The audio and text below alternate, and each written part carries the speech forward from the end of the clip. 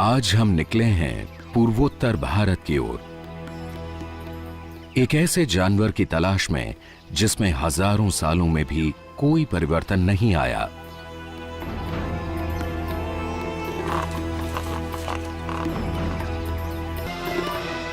ये है साहसी दबंग योद्धा सरीखा एक सींग वाला गैंडा।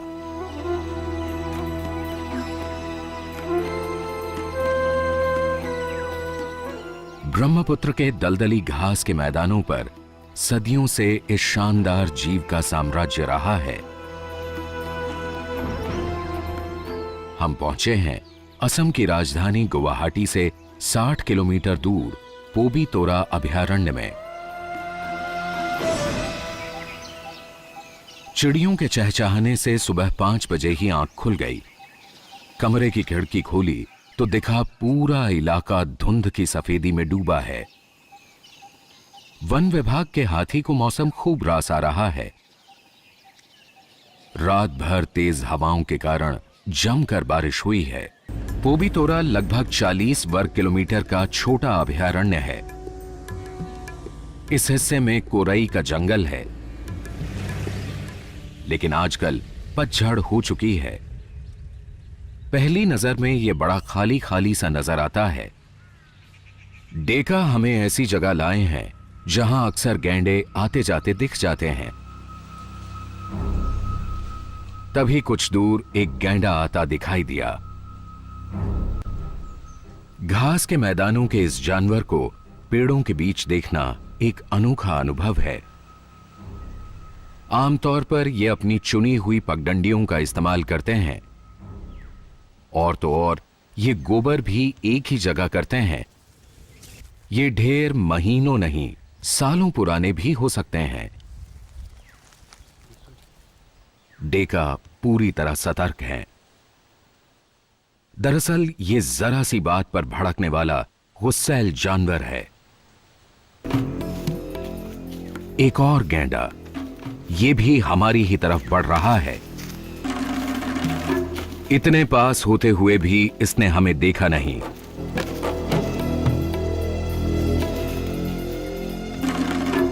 गैंडे की नजर कमजोर होती है, पर सूंघने की शक्ति काफी तेज। हवा में हमारी गंध ने इसे चौंका दिया।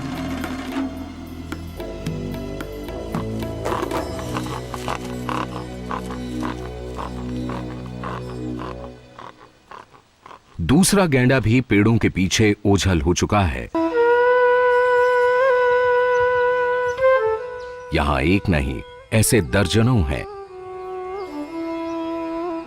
संरक्षित वन क्षेत्र में धड़ल्ले से चल रहा ये अवैध कटान चौंकाने वाला है।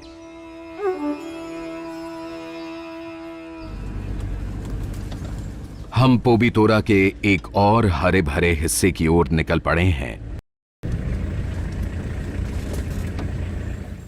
दुनिया भर में गैंडों की 5 प्रजातियां मिलती हैं, लेकिन इनमें एक सींग वाला भारतीय गैंडा डील डॉल में दूसरे नंबर पर है।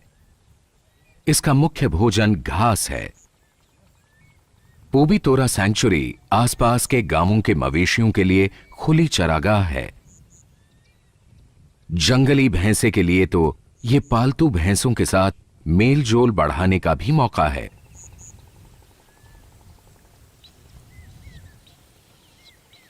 घास कम है, होड़ तेज।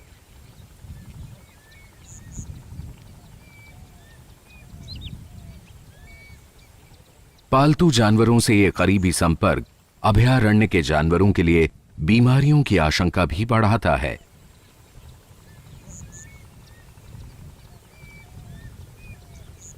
गैंडों का यह संरक्षित क्षेत्र चारों तरफ से गांवों और खेतों से घिरा है।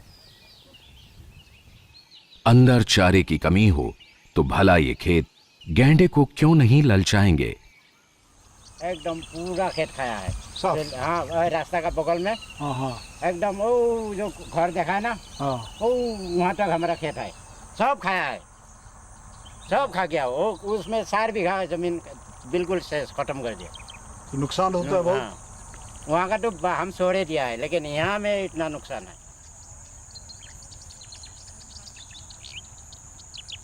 जंगल से यहाँ खाने क्यों आता है? उसमें घास नहीं है, ओ, घास नहीं है, बिल्कुल घास नहीं है। इधर घास है। ये खाने ये तो का- अच्छा हरा घास है। हाँ, हरा घास, उसका खाने में मजा आता है। और जब खाने लगता है उसको भगाने नहीं सकता है, बड़ा दिकदारी लगा देता है। कुछ भी करेगा नहीं भागेगा। और पत्थर उथर मार के फिर भगाता है, नहीं भगाने से तो खा जाएगा। हाँ हाँ। मरने का भी हम दौड़ता नहीं है, उसको भगाएगा जैसे भी, चाहे उधर भगाएगा, चाहे इधर भगाएगा, चाहे इधर भगाएगा, उसको भगाने पड़ेगा। जैसे पैर का निशानी है। फॉरेस्ट डिपार्टमेंट पैसा देता है? कुछ नहीं देता, अच्छा, कुछ नहीं, एक नया पैसा नहीं देता। हाँ, कुछ नहीं देता है। और फॉरेस्ट डिपार्टमेंट का आदमी आके ये ड्यूटी मारता है, हाँ, रास्ता रास्ता घूमता है, और खेत खाने से वो लोग भगाता नहीं, खाने देता है। कम हमारा 2-3 हज़ार रुपया का नुकसान हो। आदमी को मारेगा? बहुत आदमी मारा है, खेत खा जाता है, थोड़ा मन खराब लग जाता है। गरीब आदमी है, हाँ, नहीं तो उसको हम कभी हिंसा नहीं करता है। कोई भला हम लोग का आदमी कोई नहीं मारता है। अच्छा, हाँ, कोई नहीं मारता है उसको। किसानों का नुकसान तो है, लेकिन बेचारा गैंडा जाए तो जाए कहां? अभयारण्य की घास मवेशी चर जाते हैं, खेतों तक आता है तो किसान हल्ला बोल देते हैं।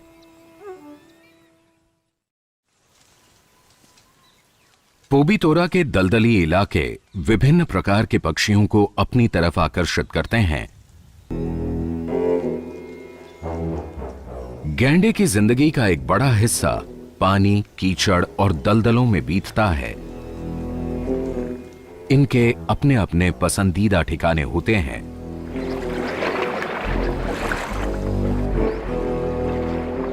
कीचड़ में लोट लगाना इसे खूब पसंद है। इसका दोहरा फायदा है, ठंडक देने के साथ साथ कीचड़ का लेप मक्खी मच्छरों के हमले को भी बेअसर कर देता है। ये मादा अपने बड़े बच्चे के साथ इसी कीचड़ की तरफ बढ़ रही है।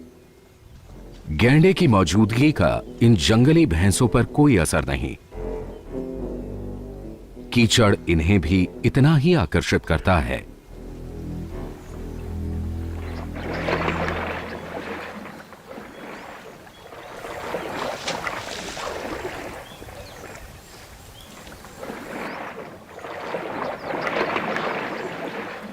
इसके पुट्ठे पर कुछ लगा हुआ है। टेलीफोटो लेंस से देखने से पता चला कि वो एक बड़ा घाव है और उससे खून रिस रहा है। मैंने देख करके उसको फला से मार दिया है। ऐसे फला उसका साथ ही लग गया, बस सेंचुरी में चला ये है, फिर गया था। अभयारण्य के जानवर पर भाले से हमला बात विचलित करने वाली है। समझ नहीं आता कि इसका अब तक इलाज क्यों नहीं हुआ।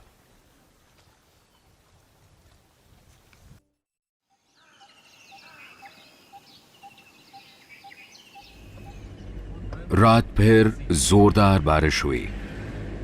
हम गुब्बारे के साथ अपनी किस्मत आजमाने के लिए निकल पड़े हैं। रास्तों की हालत बहुत खराब है। गाड़ियां कीचड़ में फिसल रही हैं। 1.5 क्विंटल साजो सामान से लदी हमारी पिकअप तो फंस ही गई।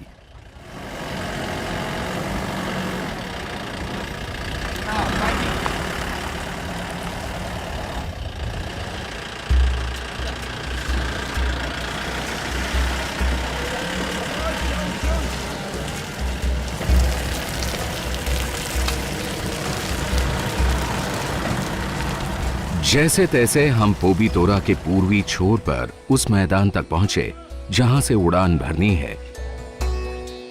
हम 2-3 दिन से बलून उड़ाने की कोशिश में थे, इसलिए अजीबोगरीब सामान से लदी हमारी गाड़ियां यहां के लोगों के लिए कोई नई चीज नहीं रह गई थी। सब जानते थे कि ये वही बलून वाले हैं।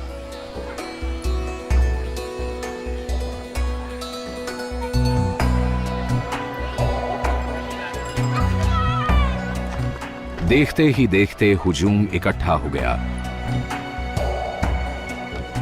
पोबीतोरा से लगते गांव में मवेशी बेहिसाब हैं। इनकी देखरेख का खर्चा भी कुछ नहीं। सुबह उठे और हाँक दिया सैंक्चुरी में। पोबीतोरा में इन जानवरों का बेरोक टोक चरना एक संवेदनशील मसला है। लेकिन इसे सियासी रंग दे दिया जाता है। वोट बैंक की राजनीति होने लगती है। हम पहले तेजी से 400 फुट ऊपर उठे ताकि ठीक बहती हुई हवा मिले। पितोरा की सही तस्वीर, 100 गाय और एक गैंडा। बार बार पेशाब कर शायद ये अपने इलाके पर हक जता रहा है।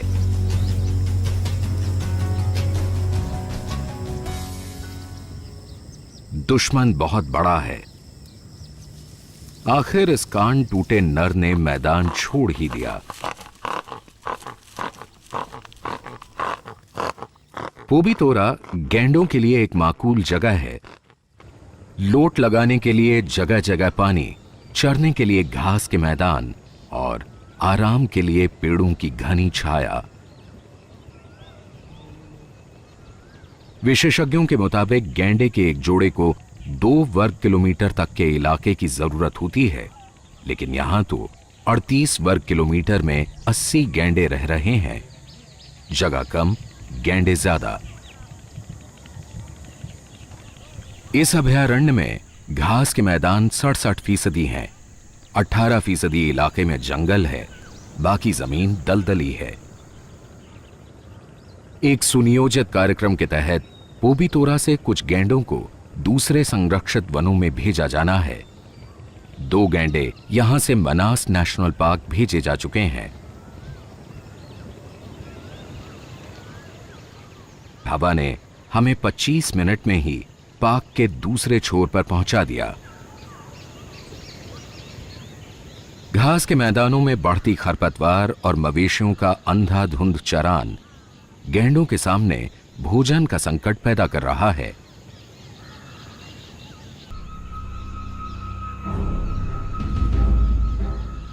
बच्चे को शायद आहट मिल गई। रुकने के साथ साथ ये मुंह फाड़कर गुस्सा जता रही है।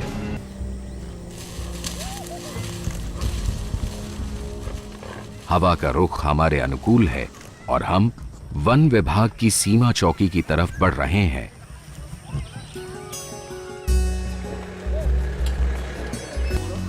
इन्हें देखिए, ये तो बलून दिखाने के लिए अपनी बकरी भी साथ लाई हैं।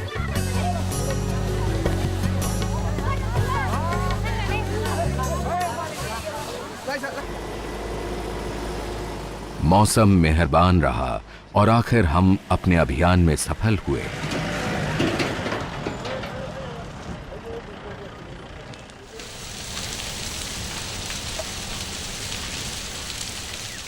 सर्दियों के खत्म होते होते घास के पूरे मैदान बारी बारी वन विभाग द्वारा जलाए जाते हैं।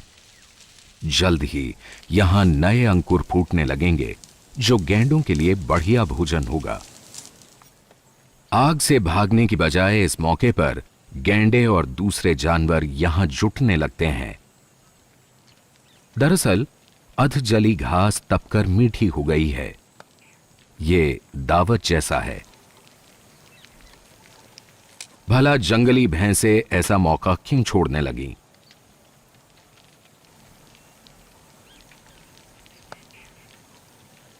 शानदार जीव का अस्तित्व ही संकट में पड़ता जा रहा है। असम में पिछले एक ही साल में शिकारी 24 गैंडों की जान ले चुके हैं। आज दुनिया में ये केवल 2500 के आसपास ही बचे हैं। लोगों में ऐसी भ्रांति है कि इनका सींग और विभिन्न अंग दवाइयों में काम आते हैं और ये कामोत्तेजक गुणों के अलावा टोटकों और भूत प्रेतों से भी छुटकारा दिलाते हैं।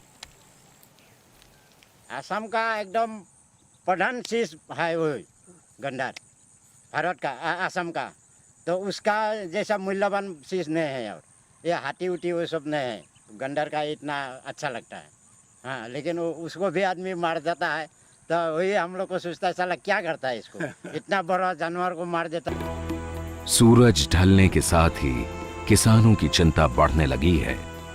रात भर उन्हें गैंडों से अपने खेत बचाने हैं, लेकिन ये वक्त ऐसे उपाय ढूंढने का है जिससे किसानों की फसल, गैंडों की जान और असम की शान बची रह सके।